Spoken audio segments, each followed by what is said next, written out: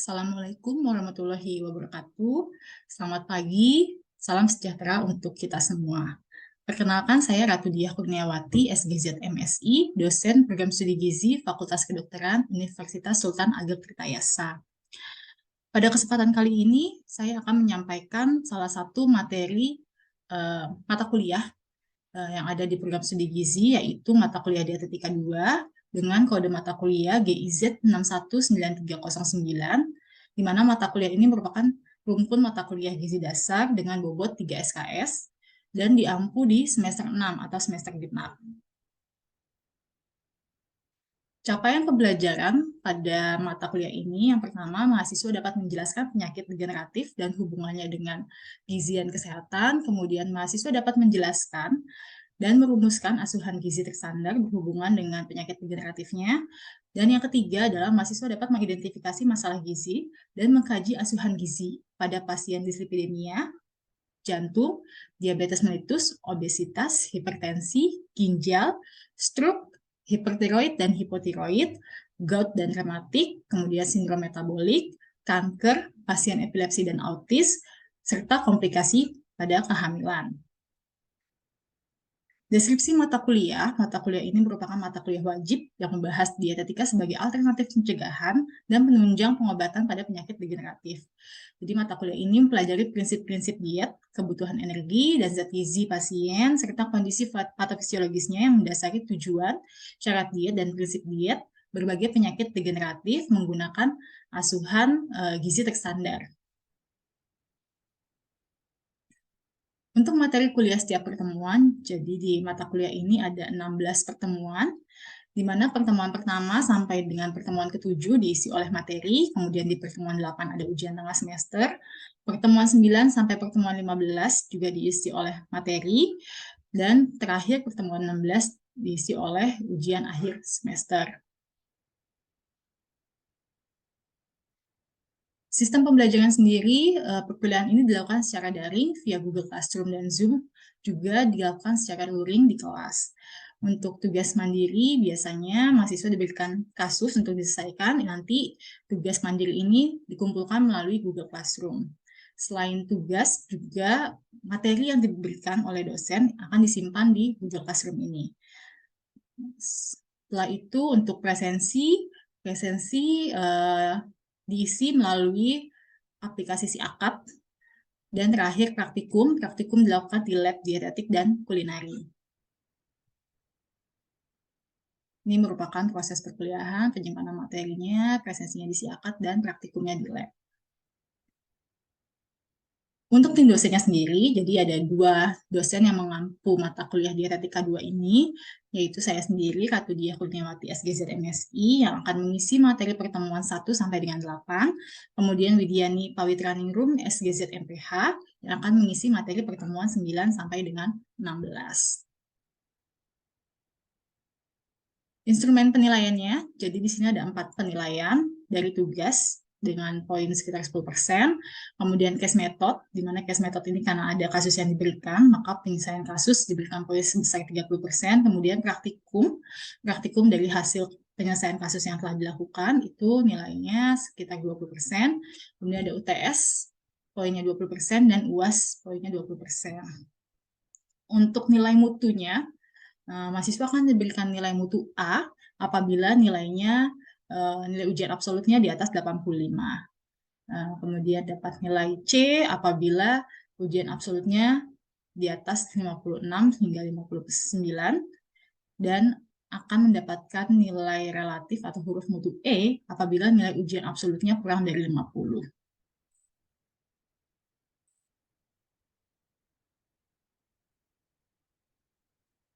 Oke, sekarang kita akan menyaksikan video pembelajaran saya untuk pertemuan yang ketiga dengan materi asuhan gizi pada pasien dislipidemia dan penyakit jantung. Silakan dilihat.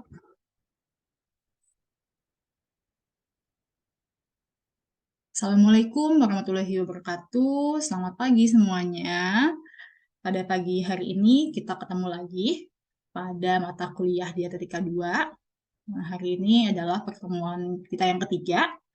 Materi pada pertemuan hari ini yaitu asuhan gizi pada pasien dislipidemia dan penyakit jantung. Oke, sebelum kita memulai perkuliahan, silakan teman-teman untuk mengisi presensi dengan kodenya OYRZ01. Silakan. Oke. Nah, outline pada pertemuan kita hari ini yaitu pertama, pengertian dan klasifikasi dislipidemia dan penyakit jantung. Yang kedua, etiologi dan patofisiologi penyakit dislipidemia dan jantung. Dan yang ketiga adalah terapi diet atau asuhan gizi pada dislipidemia dan penyakit jantung. Apa itu dislipidemia? Ada yang tahu?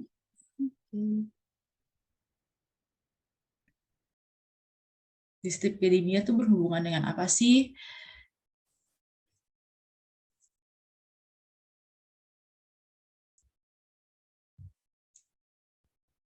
Kolesterol, Bu. Ya, kolesterol. Kemudian ada lagi? Ada yang mau menambahkan? Serangan jantung, Bu. Serangan jantung anak. Ya, akan mempengaruhi sih. Ada lagi? Lemak, Bu. Metabolisme lemak. Ya, lebih ya lemak ya, profil lipid kayak gitu ya. Nah, dislipidemia ini didefinisikan sebagai kelainan metabolisme lipid yang ditandai dengan peningkatan maupun penurunan fraksi lipid dalam plasma. Kelainan yang biasanya terjadi, ya, yang utama yang biasa terjadi yaitu kolesterol total, kolesterol LDL-nya, trigliserid, kemudian ada penurunan HDL. Nah, itu biasa yang terjadi pada apa ya? Kita sekarang ini ya. Dalam riset tes 2018 juga sudah ada hasilnya di mana prevalensi penduduk Indonesia yang mengalami dislipidemia dengan konsentrasi kolesterol totalnya lebih dari 200 mg itu sebesar 39,8%. Berarti hampir setengah penduduk Indonesia itu mengalami masalah kolesterol, ya. Nah, dislipidemia ini dipengaruhi oleh beberapa faktor. Antara lain ada jenis kelamin. Ternyata ada beberapa artikel yang mengatakan bahwa risiko terjadinya dislipidemia ini pada pria ternyata lebih besar daripada wanita. Karena ternyata pada wanita produktif umumnya terdapat efek perlindungan dari hormon reproduksinya. Jadi dari progesteron mungkin ya, estrogen itu membantu mengurangi kejadian dislipidemia. Nah, pria ini lebih banyak menderita aterosklerosis karena hormon seks pria ini dapat mempercepat timbulnya itu. Apa itu aterosklerosis? Coba dicari tahu.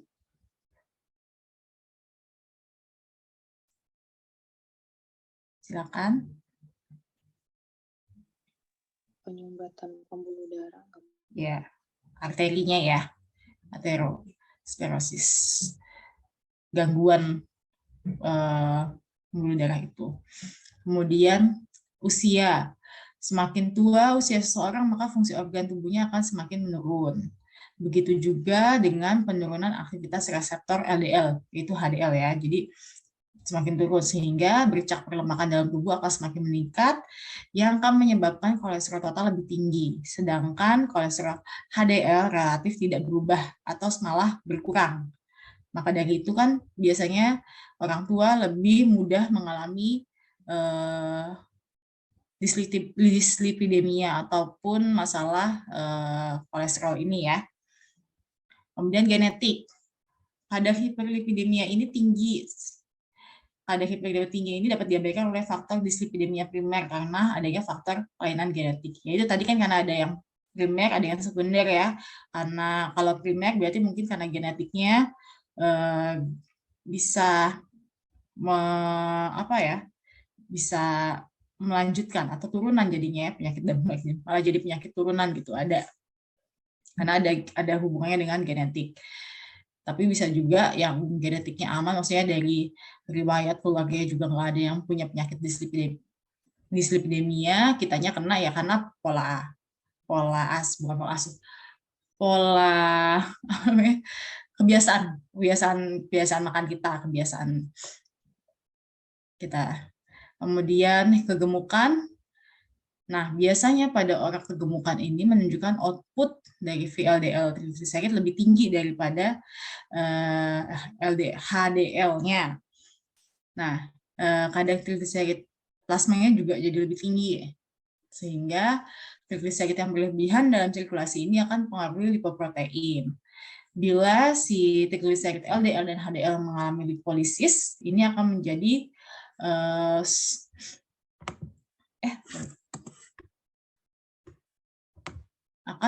small dense LDL dan HDL. Jadi ada abnormalitas secara tipikal ditandai dengan adanya kadar HDL pada kolesterol yang rendah. Jadi kegemukan ini juga akan mempengaruhi ya. Bukan hanya yang gemuk, yang kurus juga bisa mengalami dislipidemia ini ya. Dislipidemia ini kolesterol ya, lemak ya, bukan masalah dia gemuk atau kurus. Yang gemuk pasti yang gemuk itu akan lebih besar risikonya daripada yang kurus, tapi nggak memungkiri yang kurus ini tidak mengalami dislipidemia. Gitu. Jadi bisa terjadi juga pada yang kurus atau yang status gizinya kurus. Olahraga ini memecahkan timbunan trigliserid dan melepaskan asam lemak serta gliserol ke dalam aliran darah. Jadi dengan olahraga ini malah akan membantu mengurangi risiko dislipidemia. Gitu. Jadi aktivitas fisiknya tetap harus dijalankan. Kemudian merokok. Ternyata nikotin yang terkandung dalam asap rokok akan merangsang hormon adrenalin sehingga akan mengubah metabolisme lemak yang dapat menurunkan kadar HDL dalam darah. Itulah kenapa sebaiknya merokok itu dihindari. Tadi kalau HDL dalam darahnya rendah, terus dia sukanya merokok sambil makan gorengan dan lain-lainnya, akhirnya LDL-nya tinggi, sehingga itu dapat memicu penyakit jantung. Misalnya kan karena terhambat kan aliran darah ke jantung, akhirnya timbullah penyakit jantung atau hipertensi ya, tensi menjadi tinggi karena aliran darahnya tadi terhambat oleh si LDL kayak gitu. Jadi itu urutan penyebab itulah ya berkaitannya. Kemudian tadi makanan, asupan makanan yang tinggi kolesterol dapat menyebabkan peningkatan kadar kolesterol total dan LDL sehingga mempunyai risiko terjadinya dislipidemia ini. Itu. Nah, diet dislipidemia ini lebih ke perubahan gaya hidup ya. Terapi utamanya mengatasi gangguan profil lemak tadi ya, yang berantakan tadi, LDL-nya jadi tinggi, HDL-nya jadi rendah misalnya, kemudian kolesterolnya tinggi. Nah, kita ubah itu, utamanya adalah perubahan gaya hidup, dari konsumsi makanan yang berlemak dikurangi dan meningkatkan aktivitas fisik gitu. Diet dengan memodifikasi asupan lemak. Jadi kita modifikasi asupan lemaknya, kemudian modifikasi juga asupan karbohidratnya. Tadi ya, lemak trans itu harus kurang dari 10%. Ya, lemak-lemak jenuh juga kalau bisa tidak banyak. Kemudian kuncinya dalam diet ini adalah penurunan LDL ya, karena untuk menghindari risiko penyakit kardiovaskular. Untuk keberhasilan dietnya sendiri dilihat dari pengukuran kadar kolesterol darah setelah 4-6 minggu pemberian diet ya. Jadi ini nggak bisa langsung ya, langsung ubah diet, langsung nyuruh olahraga, besoknya mau dicek lagi ya Pak, kali aja udah turun gitu kan, itu nggak bisa. Jadi harus sebulan pertama dan 3 bulan berikutnya sambil dicek lagi apakah si Bapak benar atau si pasien kita ini sudah merubah kebiasaan hidupnya, perubahan gaya hidup tadi ya, mengubah pola makannya menjadi lebih baik lagi, aktivitas fisiknya juga teratur ya. Jangan sampai pas udah 1 bulan, 1 bulan udah turun nih, udah nggak sakit, udah enak badannya, udah dia nggak melakukan itu lagi gitu. Jadi dipastikan terus. Walaupun mungkin kalau misalnya di rumah sakit agak apa ya, kayaknya nggak mungkin si pasien akan balik lagi ya kalau misalnya sebulan dia sudah merasa baik-baik saja, ya kan? Kontrol tiap bulannya itu mungkin tidak tidak sering dilakukan gitu. Nah, jika tujuan dietnya belum tercapai dalam 3 bulan, kita cek lagi penerimaan dan kepatuhan pasien tadi ya, tanyain lagi aktivitas fisiknya masih terus jalanin nggak Pak? Kemudian makanannya gimana? Masih berubah atau sudah balik lagi ke yang dulu makannya? Mana sudah normal tadi. Jika masih belum diskusi, jika masih belum ada perubahan, maka bisa didiskusikan dengan dokter spesialis mengenai terapi obat atau lainnya, gitu ya. Tapi usahakan sih tidak perlu menggunakan obat ya untuk diet disiplinnya, walaupun ada sih obat kolesterol ya untuk menurunkan gejala sakitnya mungkin ya. Pemesanan dietnya ada diet dislipidemia 1.200 kilokalori dan 1.600 kilokalori. Disesuaikan ya. Kalau misalnya tadi saya bilang kalau misalnya dia nggak gemuk-gemuk banget atau nggak ada masalah yang terlalu, kita masih tetap bisa memberikan diet sesuai dengan kebutuhan asupannya. Jadi nggak usah diturunkan terlalu tinggi. Misalnya biasanya 2.000, kamu langsung turunin 1.200. Nah itu juga bisa bikin metabolisme tubuh pasien kita jadi berantakan. Gitu. Jadi tetap bertahap aja. Dislipidemia kita akan ke penyakit jantung. Ada yang mau ditanyakan dulu? Ingin bertanya, Bu. Ya, silakan Detra. Oke, terima kasih, Bu. Sebelumnya kan tadi sempat dijelasin kan ya, Bu, mengenai etiologi faktor yang menyebabkan dislipidemia. Yang dimana itu salah satunya itu kan kegemukan yang buat obesitas. Nah, obesitas itu kan juga setahu saya yang dapat memicu diabetes. Nah, jadi pertanyaan saya tuh, kenapa diabetes dapat menyebabkan dislipidemia, Bu? Terima kasih, Bu. Oke. DM itu, apalagi DM-nya dia sudah obes ya. Tadi kan kata dia DM-nya memang sudah obes. Metabolismenya sudah terganggu, berarti kan. Dari DM-nya saja si pankreas sudah tidak bisa bekerja dengan insulin. Kemudian tadi dengan syarat diet pasien dislipidemia ini juga harus mengurangi asupan karbohidrat sederhana kurang dari 5%. Kenapa? Karena tadi asupan gula itu juga akan mengaruhi si kerja kolesterol, sehingga ya akan saling mempengaruhi. Tadi meningkatkan LDL juga, ya gitu-gitu. Makanya penyakit tidak menular ini justru berbahayanya karena mereka kayak saling berhubungan gitu. Yang ini nanti akan menyebabkan ini. Tergantung mau mulai dari mana duluan. Kayak kita mulainya dari diabetes duluan. Nah, diabetes karena kelebihan asupan gula, ya kan? Kelebihan asupan gula akan memicu penyakit lainnya kayak dislipidemia ini. Tadi kan dijelaskan juga dislipidemia tidak hanya dari asupan lemak, tapi juga asupan karbohidrat ya yang tinggi itu juga akan mengaruhi si dislipidemia. Maka si diabetes ini juga dapat mempengaruhi dislipidemia karena tadi ya dari pankreas yang tidak bisa memproduksi insulin dengan baik sehingga metabolisme terganggu, kemudian akan mempengaruhi si LDL menjadi meningkat atau mungkin si HDL-nya malah akan menjadi turun karena konsumsi yang terlalu berlebihan itu. Kayak gitu sih Detra, jadi saling berhubungannya itu. Baik, terima kasih Ibu dan teman-teman. Terima kasih juga. Mungkin nanti kalau Detra pengen tahu lebih lanjut nanti pada saat bahasanya di DM atau Detra bisa baca-baca lagi di buku patofisiologi.